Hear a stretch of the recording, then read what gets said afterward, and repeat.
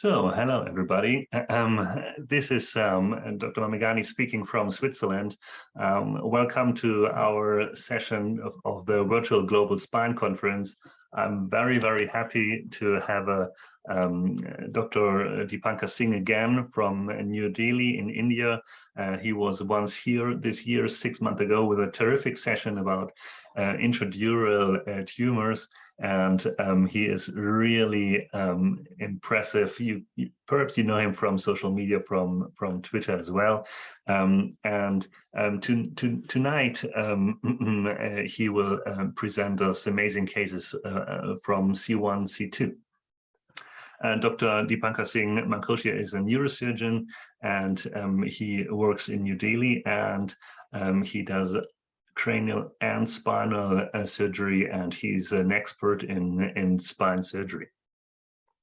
In the last days, yesterday and today, I asked several questions regarding to C1, C2, and I would like to ask the audience two questions about C1, C2, and you can see now on your screen two questions, whether the technique you perform, is this Margol, is this Harms, is this a Galley-Brooks fusion with cerclage and wiring? This is a historic order because Galley-Brooks was the first fusion procedure that was really working in a small percentage from our point of view, but it worked. And then later Margol did the transarticular C1-2 screws, and then today maybe the worldwide most widespread technique is the Harms technique. But I don't know for sure whether all of us spine surgeons are really performing C1-2 cases. I know I worked in several university hospitals, and it was not that all of the surgeons were able to do C1-2. And this is the second question as well. When did you learn C1-2 fusion? Have you been a resident when you did your first one, or have you been after board certification? Have you been a fellow in a specialized center, or did you learn C1-2 surgery by time, stepwise, not clear in a definite time? So you see, I will now share the results. This is just the opening poll. I hope you can see this now. And now I would love to hand over to Dr. Dipankar Singh from New Delhi, when you can go to your presentation mode, and we will enjoy your talk about complex C1-2 cases.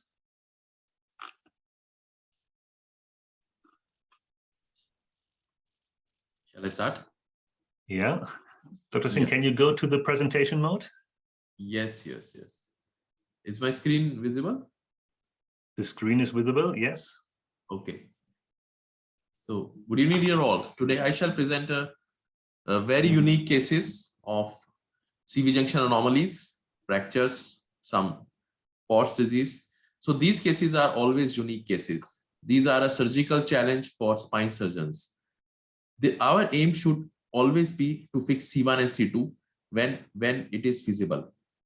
Mobilization of vertebral artery is very important in select few cases where we have to put C1, C2 screws, but the vertebral artery is in between the joints.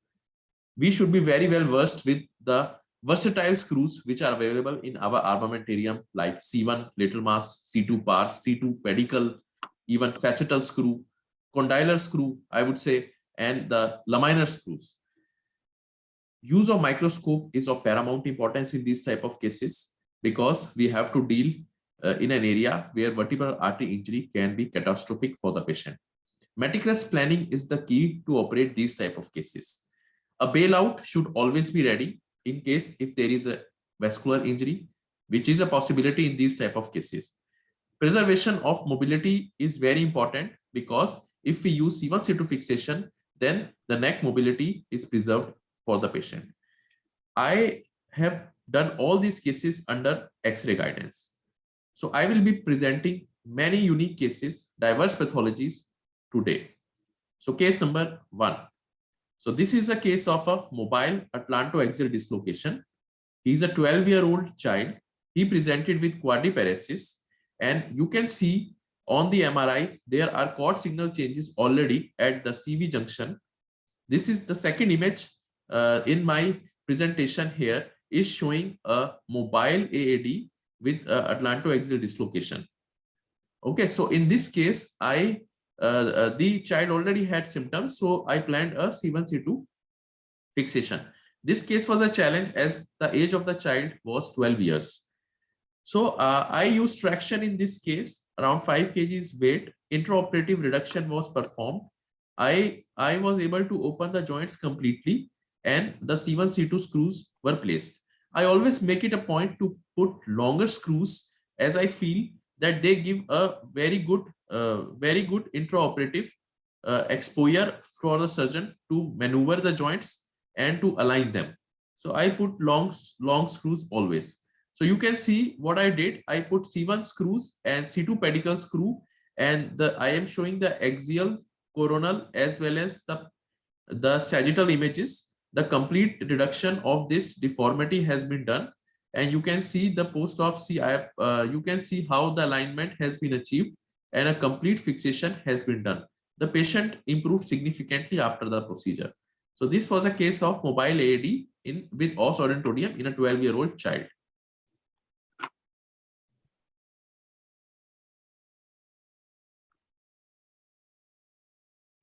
Can I ask you a quick question? It looks like one of your C1 screws is in the OC1 joint. Do you find that to be problematic down the road, or is that a non-issue?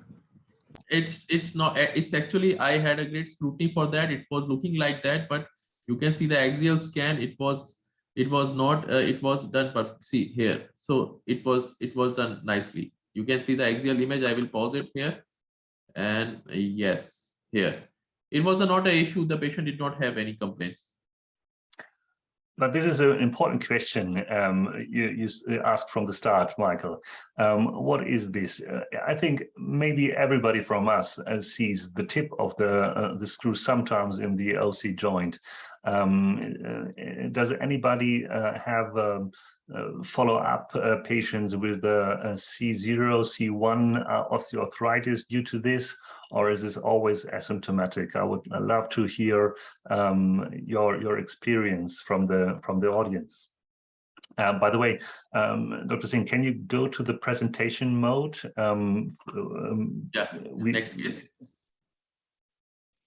I mean, I have the luxury in my practice to get, a 3D rendered CT scan after I freehand these screws. So if I do see a screw that's in the OC1 joint, it's happened to me a couple of times. I just revise it at that point in time. So I don't really have good follow-up for how these patients do in the long run. I would suspect it's probably a non-issue though. Yeah, thanks, Mike. I have some screws, and first I was very, I didn't know, shall I revise or not, but I stick to the rule. If the patient has no symptoms and the movement nodding is without any problems, I will leave them. Just a question, the long C1 screws, can you make a comment, Dr. Singh? What is your philosophy from long C1 screws? Yeah, I always make it a point to have a bicortical purchase in C1.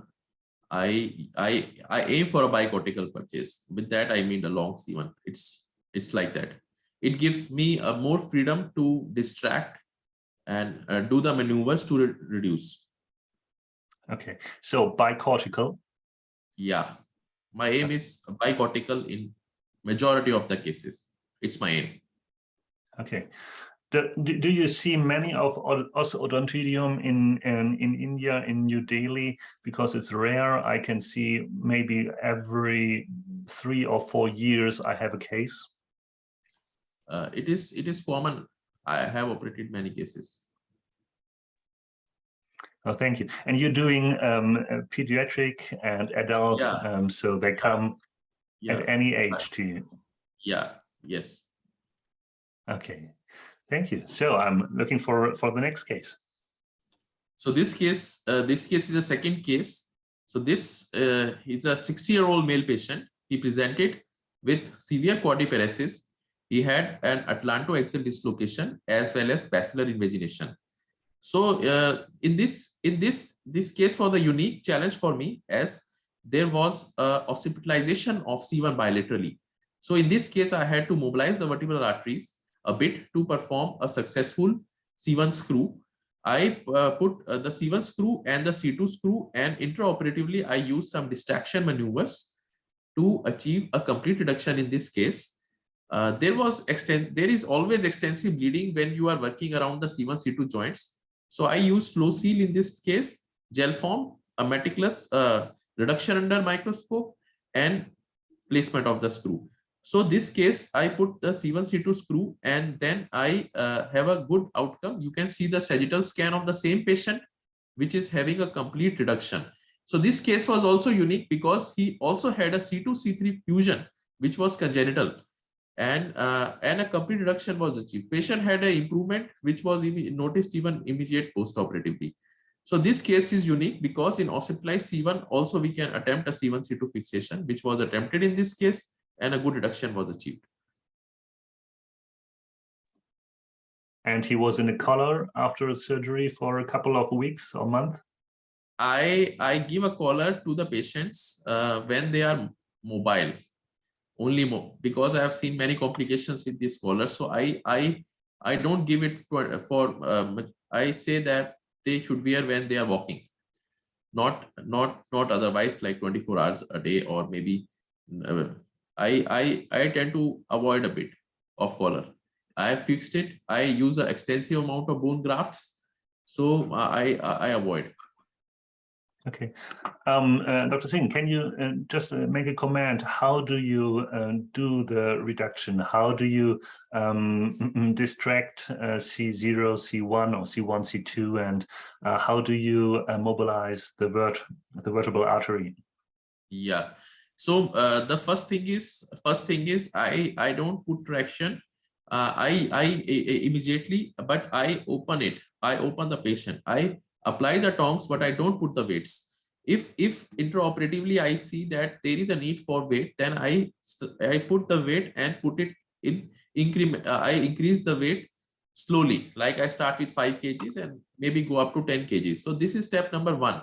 Use of traction and use of weights. Second step is the use of microscope to open the C1 C2 joints. Vertebral artery can be mobilized. It can, because in these type of cases you need an excellent intraoperative assistant by your assistant who can hold the vertebral artery and push it down, or maybe sometimes up. You have to be very flexible with the vertebral artery. You have to take a decision intraoperatively, and a good assistance is of paramount importance for placement of this type of screw. But regarding the maneuvers, as you open the joints, you get X-ray images done intraoperatively. You get the knowledge that what maneuver you need to do. Use of microscope is the most important, if you ask me. For a complex case, it has to be used. So distraction maneuvers are done. I put some like Penfield number 1 or Penfield number 4 to open the joints wide and then fix it.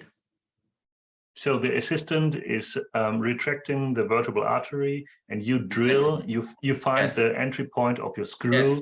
and this is the mobilization of the vert. Yes. Okay. Yes. Can I ask you a quick question? So if there's occipitalization of the atlas, why not just place a occipital plate and avoid having to mobilize the vertebral artery? Yeah, this is a good question. I will answer, because with experience I have realized that there are issues with the plate.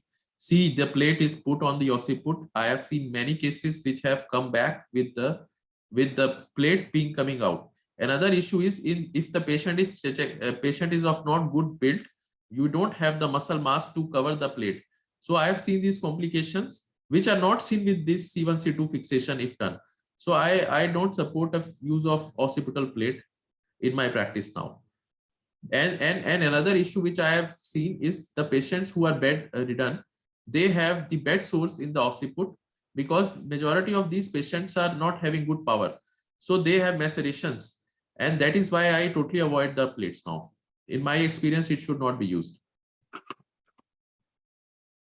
Yeah, I can see your points very well, because the plates, the occipital plates with the modern implants, they get more and more complex, and I think they get a little bit bigger. The Cervifix system, which was my first OCT system, were just 2 small plates, and now they're really big plates. I wonder whether everybody is happy with all these occipital plates and the tulips and the rods who can be fixed to the plate, because they are a lot bigger than the older systems. Yeah, just a question from the start. You have presented young patients. Do you perform CAT scan angiography in every case pre-op, or do you do Doppler device from, how do you check the vascular situation? See, I actually don't now perform CT angiography. I see I use a good quality microscope. You have to be very slow intraoperatively. Everything is available. Everything is clear. You have to dissect meticulously, because see, if a simple CT scan gives you all the information, you can perform the operation like C1 C2 fixation can be done in almost every case. It is the mobilization of vertebral artery that is important. If the artery is there, it is there. You have, and another issue is if there is an occipitalization of C1, vertebral artery will always be there in between. So you always have to retract that or mobilize it. So with experience, I have stopped. I don't perform extra angiographies now. Earlier I was performing, but now I perform the surgery directly. Okay. I rely more on high magnification of microscope. Yeah, the microscope is when you open it and there's some bleeding, you can't control without a microscope. Exactly. Yes. So, Dr. Singh, do you want to proceed to the next case? Yeah. Now again, I will show a pediatric case. He's a 6-year-old child. He was small for age. He was not of good build. He had quadriparesis. The MRI demonstrated a severe compression because of the atlantoaxial dislocation. A little bit of BI was also there. So I performed this surgery in this patient. See the quality of the images. This was a 3D CT scan, which was revealing every possible information which is required to perform this surgery successfully. And in this case, I used a small size screws. Like normally I use a 3.5 millimeter screws. In this child I use a 2.5 millimeter screws. So that was a game changer for the patient, because it is not possible to put adult type of screws in a child, especially who is small for age. So I used a 2.5 millimeter screws. Again, it was you can see how big the vertebral the foramen was there for the vertebral artery. And I perform a C1 C2 fixation in this case, and the patient had a good outcome. So this was a patient who was there in my OPD visit. He was having an improvement, and I performed, and you can see the post-operative reduction was there, and the fixation was performed. So it was again assimilation of the atlas to the occiput. It was a C1 assimilated. In this case, it was not, because you can see the C1 was C1 there is C1 is not occipitalized. This was not that much complex. Otherwise, it would have been much more complex for a child. So, and we can see some allograft as a bone substitute. Yes. Yeah. I always put the substitute. I aim for the fusion. Yes. Yeah, I guess in pediatric spine, nobody wants to go to the iliac crest because there is no bone to harvest. So why no deep compression?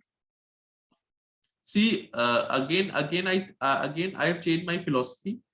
when you have achieved a complete reduction, there is not much role of decompression. Sometimes a decompressive maneuver may lead to decrease in motor power post-operatively. The most difficult maneuver in the if you ask me personally is the laminectomy, which may lead to some deterioration if not done, if done rashly, or if there are some, because you have to put an instrument to get the C1 arch removed.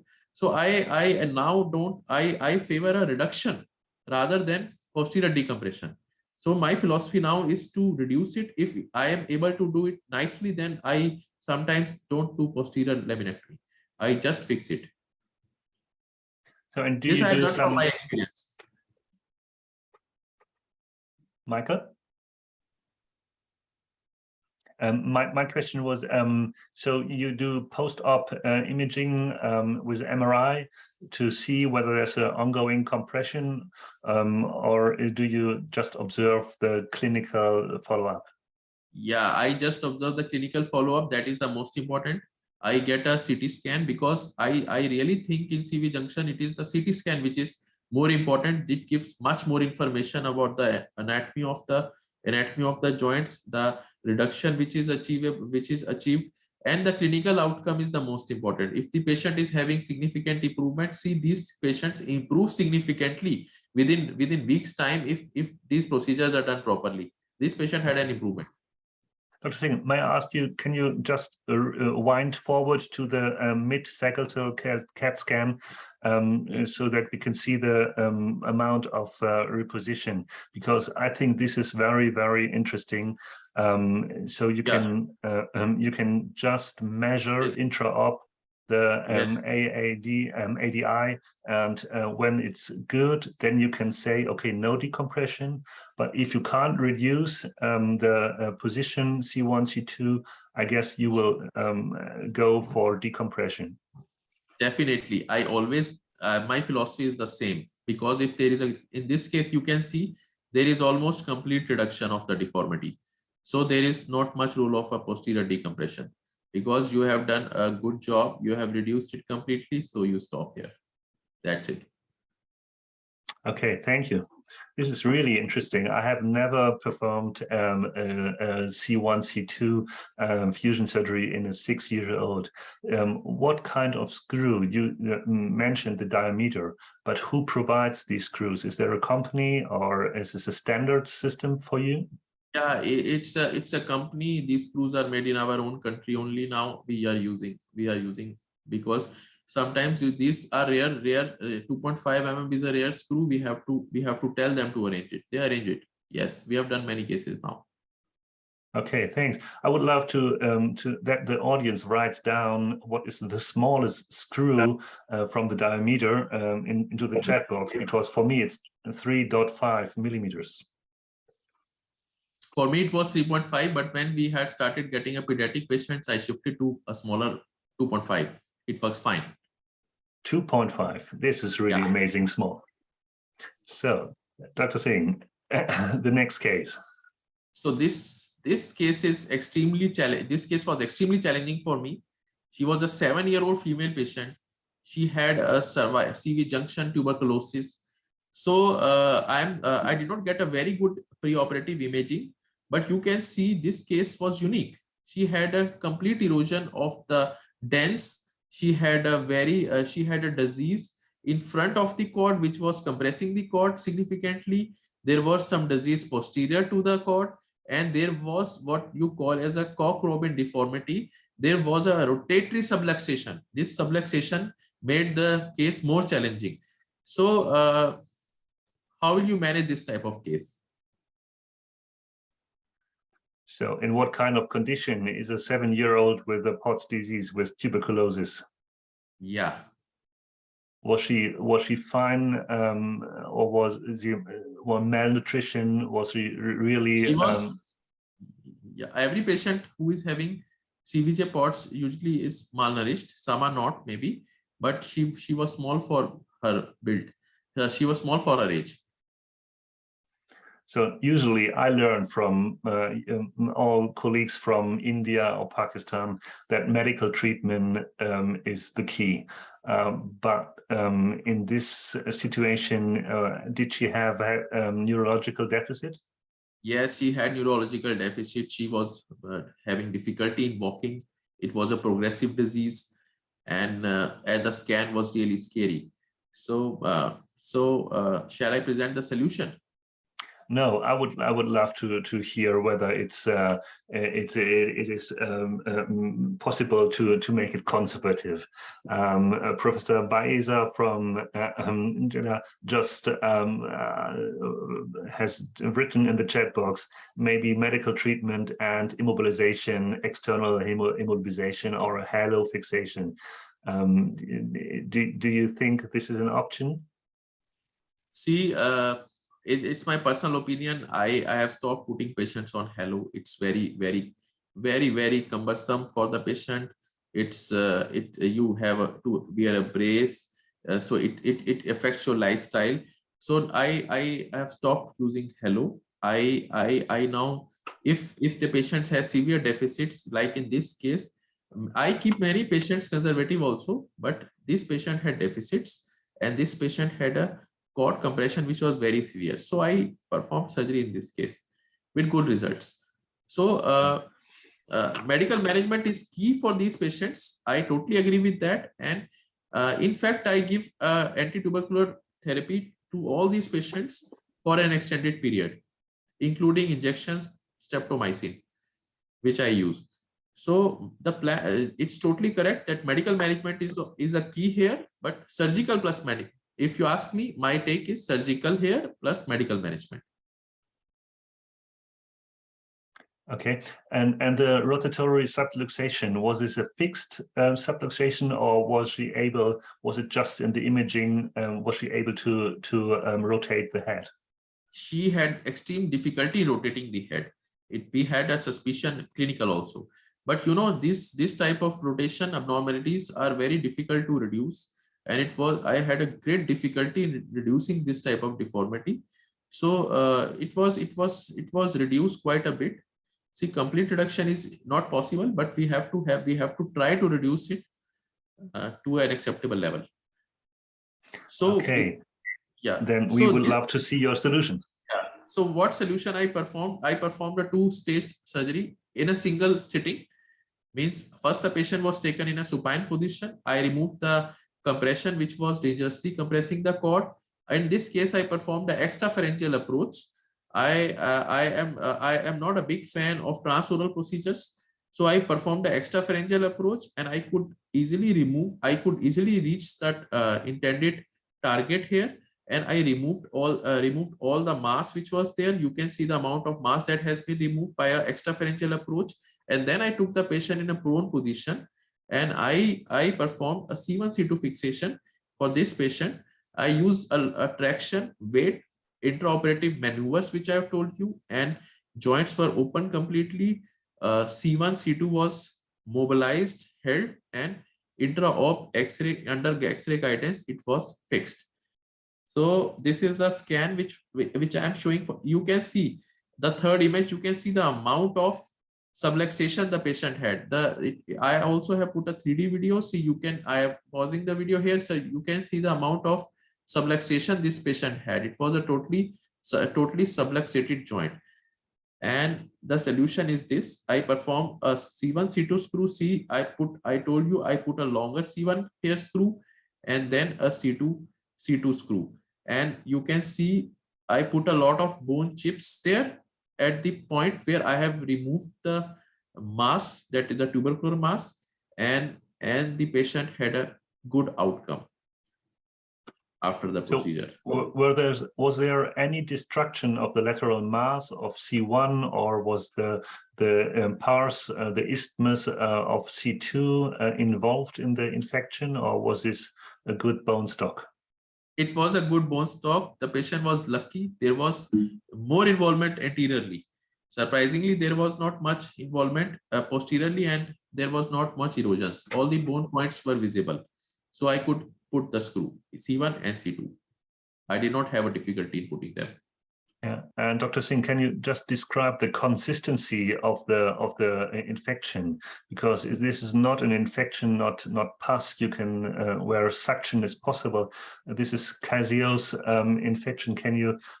How hard is this? Do you use kerosene rongeur, or what Yes. instrument is necessary? Yes. Good question. See, this was not a very wet disease. It was a firm in consistency. I had to use a kerosene rongeur to remove it.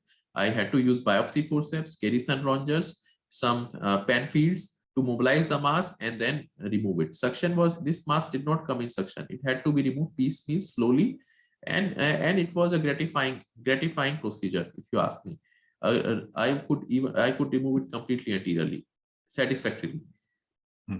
And do you see sometimes fistula of the pharynx when the tuberculosis makes a wound healing of the mucosa, or is this in this case a good outcome?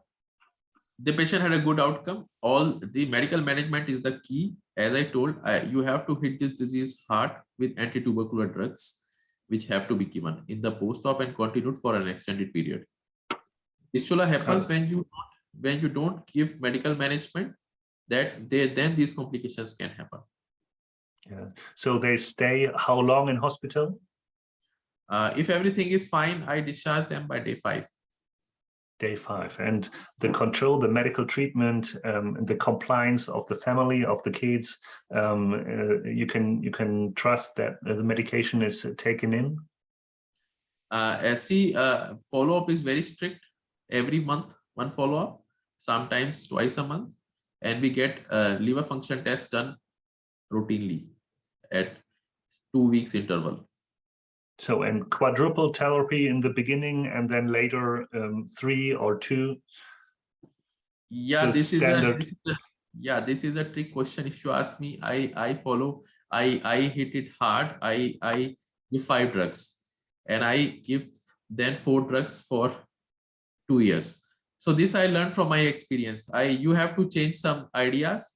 So my idea is to use 4 drugs for 2 years. It's not 2 drugs for 2 years. I use 4 drugs for 2 years, and I give 60 injections of streptomycin.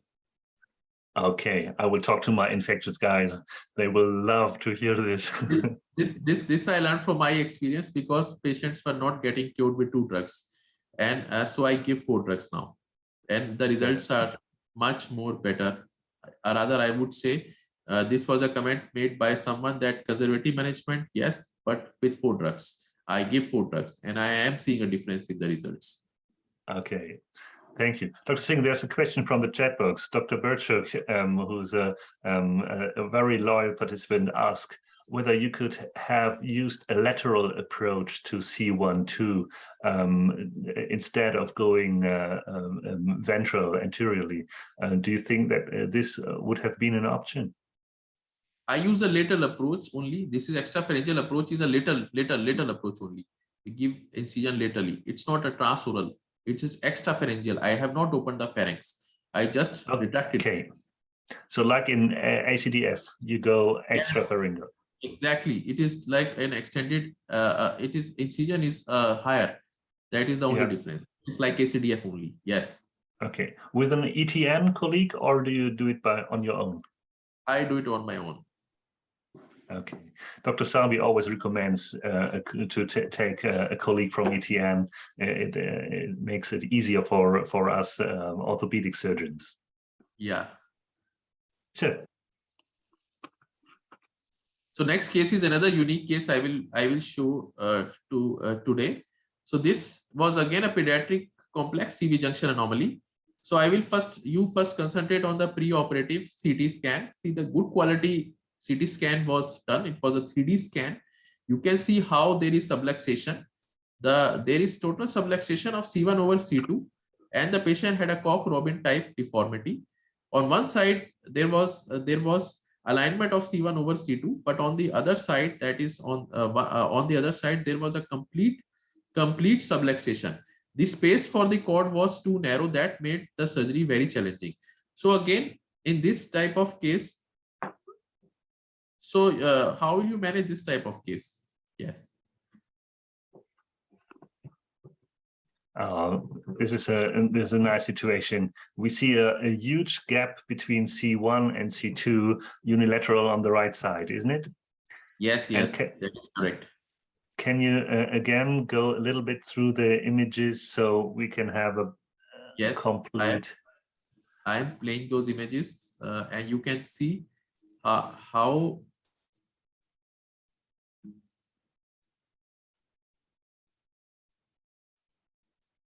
Yeah. So we have had really frustrating. This is the image which I wanted to show. See now, you now see how much there is a deformity, how much there is. I use the word spondyloptosis here. There is almost complete, that I would say complete subluxation of C1 over C2. See, it's gone anteriorly, and the cord is so thin. I will show.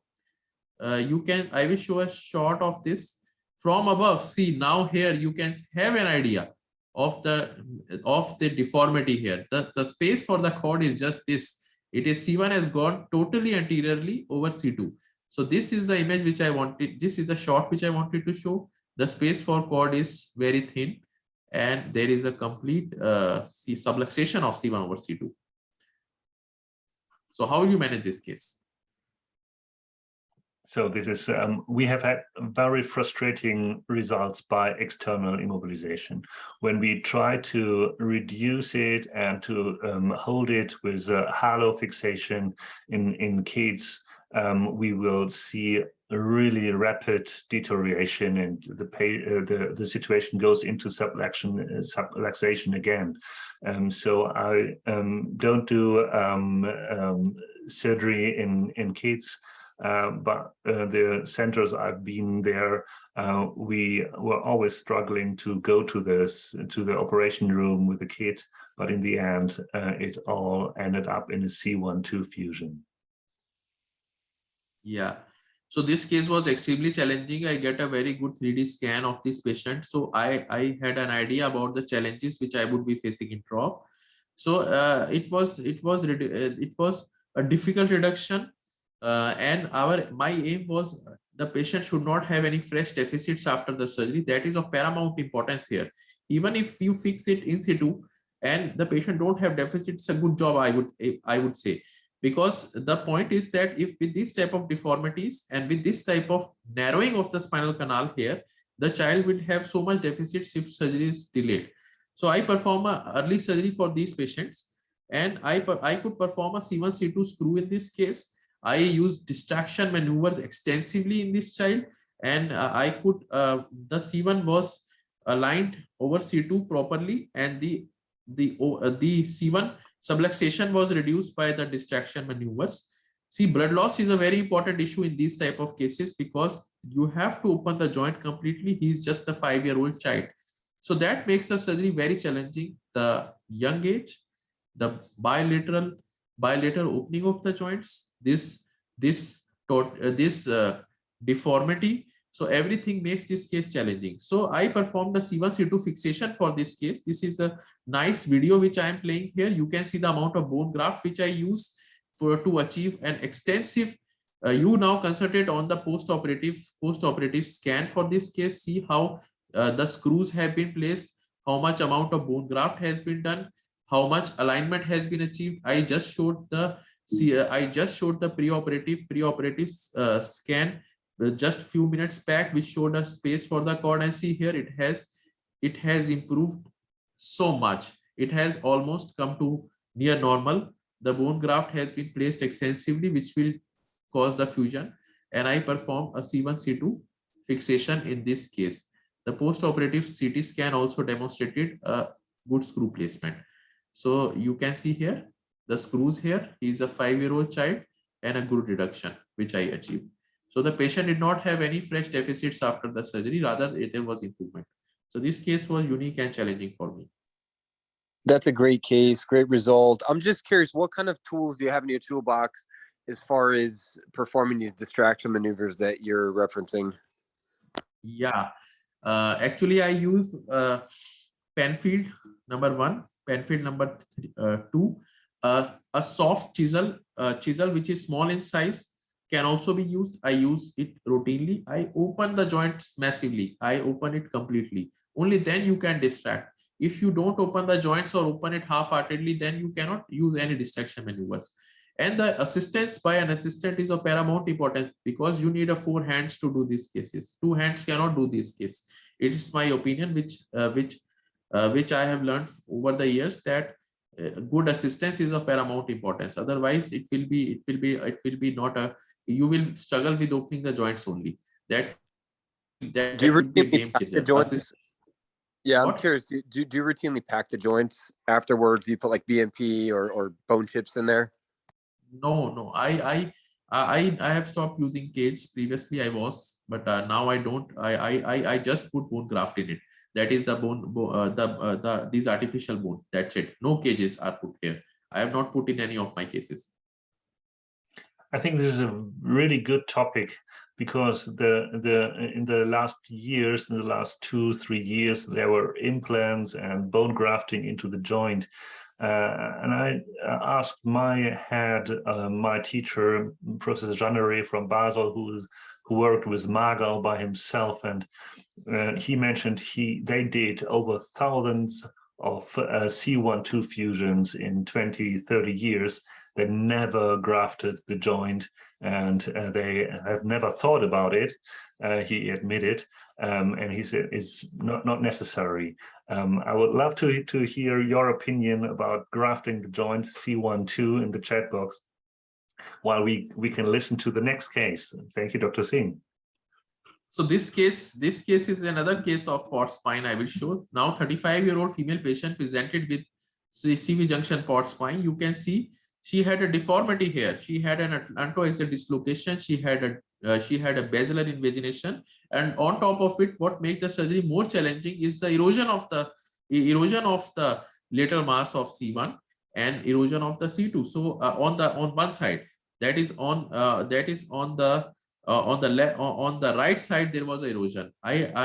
This was seen intraop. It was also clear preoperatively, but still I attempted both sides, C1 C2. It could not be done.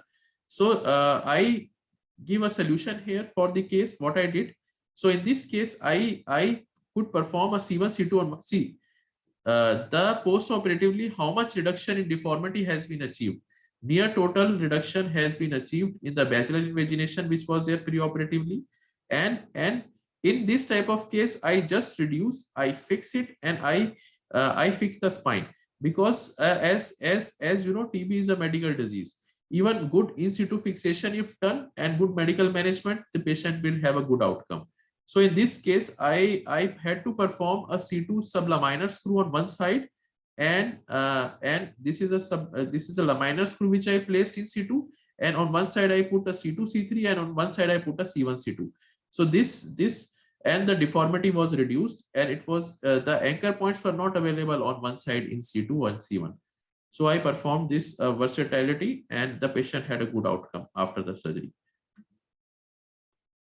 So this was just the impossibility to place a screw on the other side of C1, and you didn't want to go to the occiput for the reasons you have told us. Yeah. And when you do it unilateral and post-op immobilization, I guess, in a collar, Yes. then Yes. POTS disease can heal with medication. Yes. With medication, there will be complete resolution of the disease, and there will be a fusion, because in tuberculosis, fusion is excellent. Rather, you will see many patients who are coming with us with gibbous. So that is the same philosophy here. We just have to reduce and wait for the anti-tubercular drugs to act, and there will be a good fusion in these cases. Okay, thank you very much. You have another case?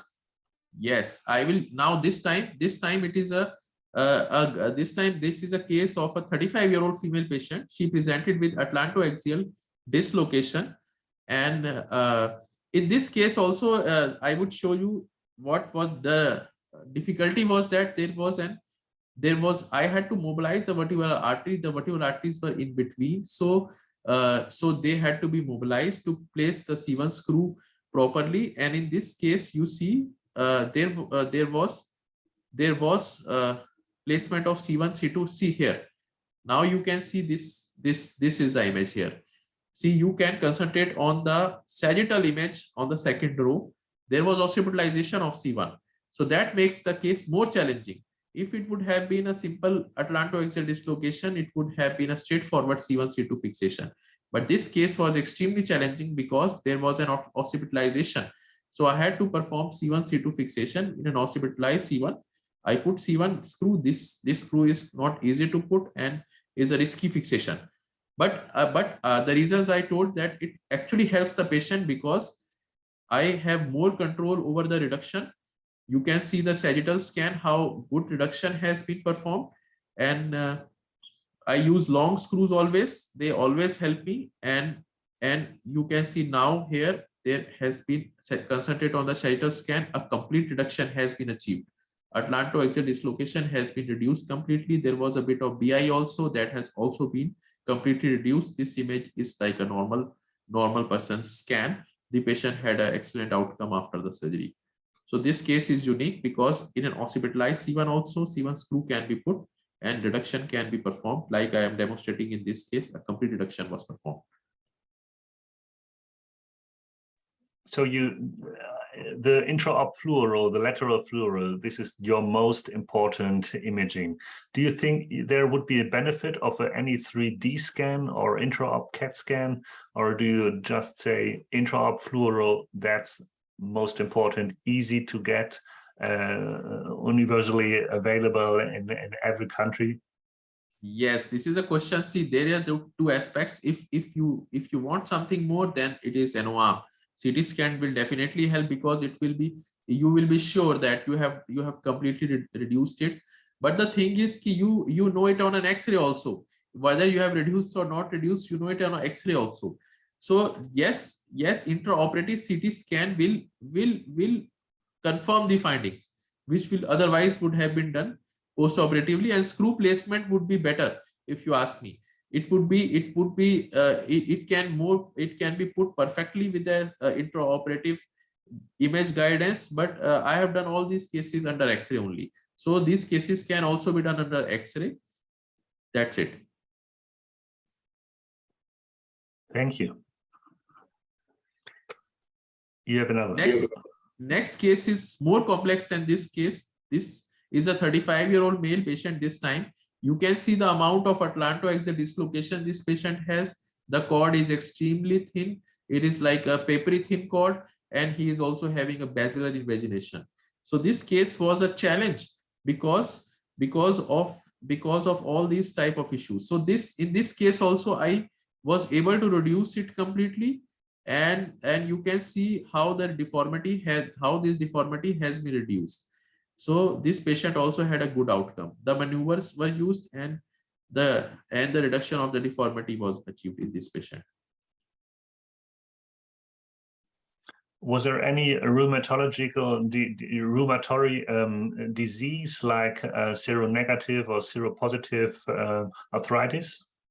No, I did a workup. I did a workup for that. It was negative. Okay, so young man is really a rare situation. I see these in the elderly population here in Switzerland. Yeah, I have done many cases in elderly also, but this was unique as it was a challenge. So now this is another case which I will be showing. This is a case of Chiari malformation with pharynx, and in this case I perform a foramen magnum decompression as well as a C1 C2 fixation. You can see the amount of bone graft which I use usually, and I use it in almost in every case. It helps in fusion, and in this case it was this was again a difficult C1 screw. It was an occipitalized type of C1 and with a big vertebral artery. So I perform a C1 C2 fixation in this case with foramen magnum decompression, and this patient also had a good outcome. The screw placement was perfect as demonstrated from axial corner sagittal images for the patient. So it's bony resection. Do you make a durotomy and a patch into the dura?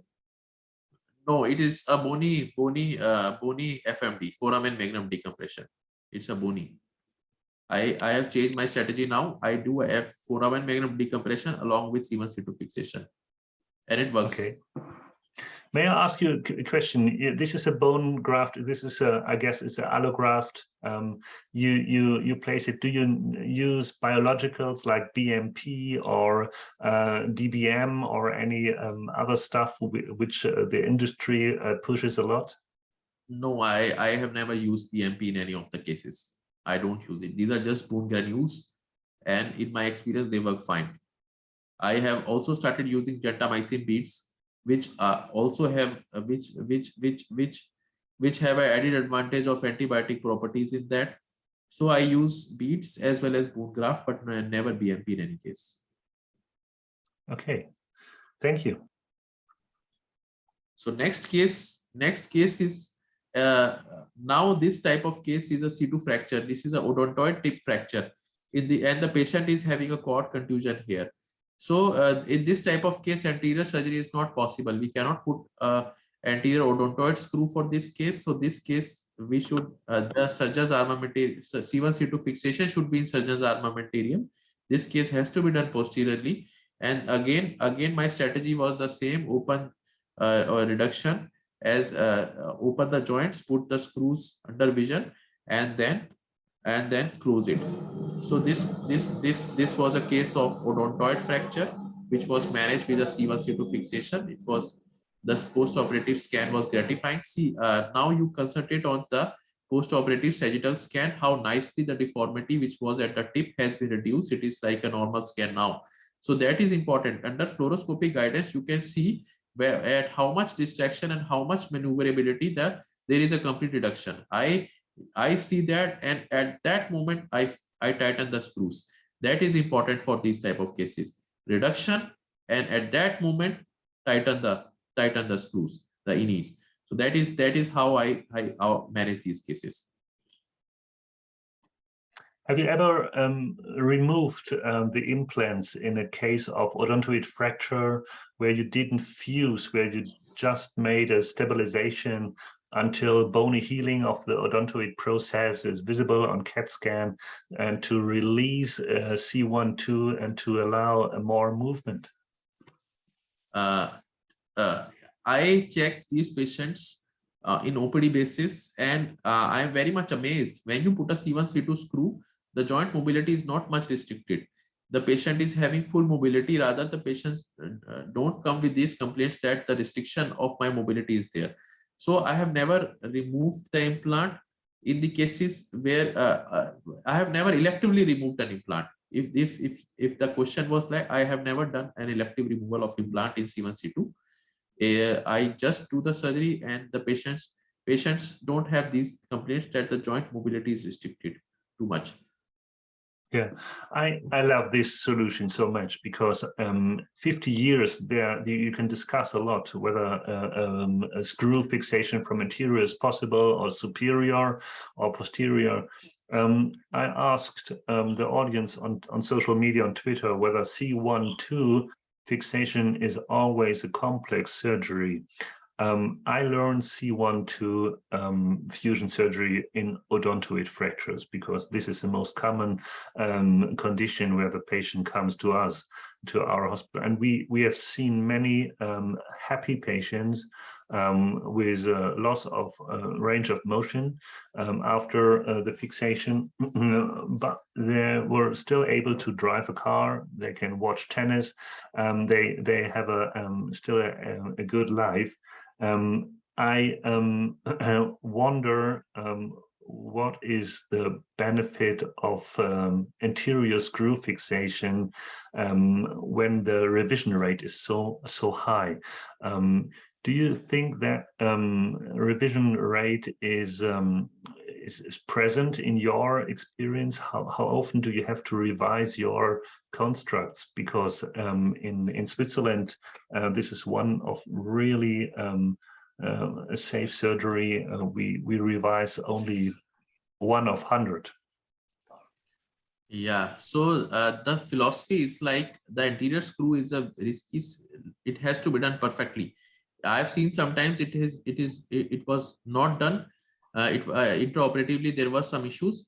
and it is the post-operative scan that you will be sure that the anterior screw has been placed perfectly.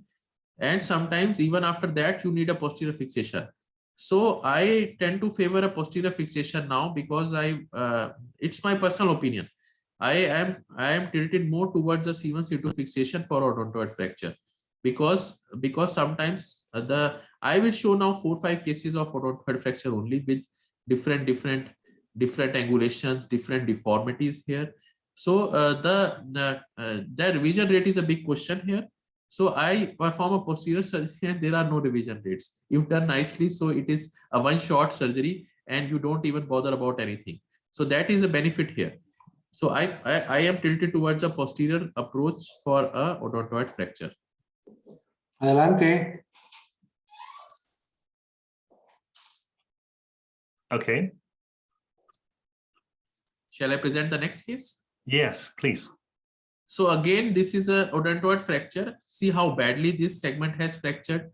The other segment of the C2 is going inside the canal here, and there is a deformity at odontoid.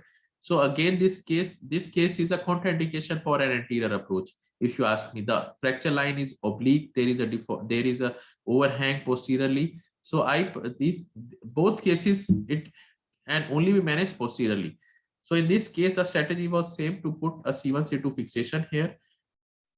And I will show you how nicely the deformity. See, the screws have been placed bilateral, and see, this is the mid sagittal.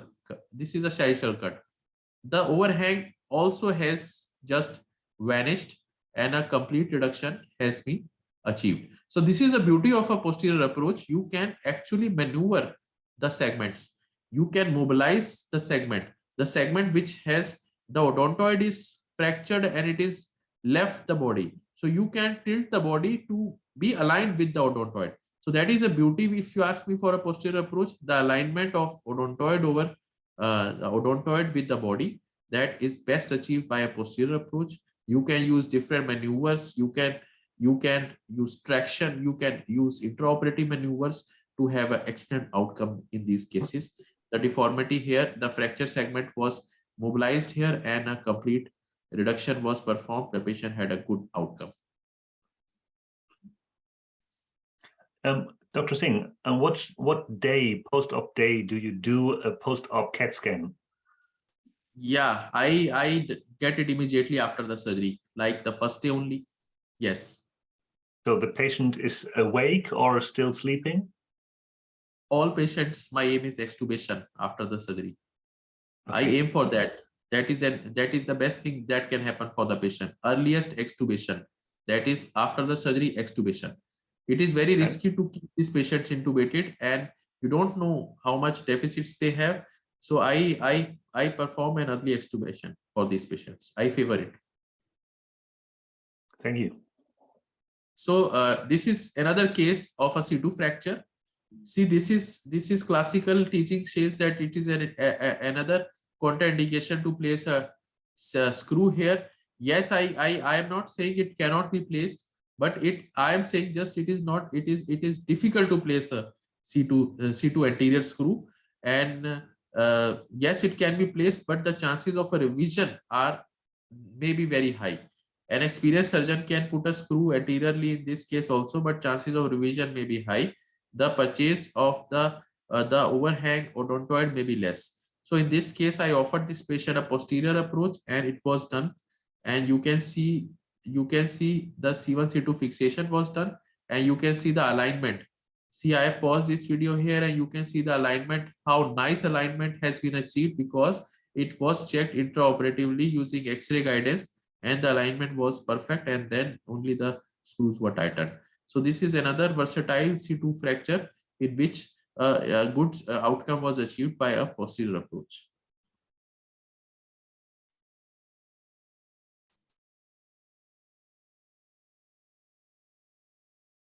Have you ever performed transarticular Margall screw fixation, or is in India because Goel invented C1-2 osteosynthesis? Is this also always C1, C2? Yeah, this is a good question. My take is that I have to perform a maneuvers on the joint. So if I put this transarticular screw, the maneuvers are not possible. So that is the reason. That is the reason I don't perform this transarticular screw. This is the only reason. If you ask me, I can perform it, but I don't because the cases which I get are complex cases, and I need to perform maneuvers for reduction, which are not possible with the transarticular fixation.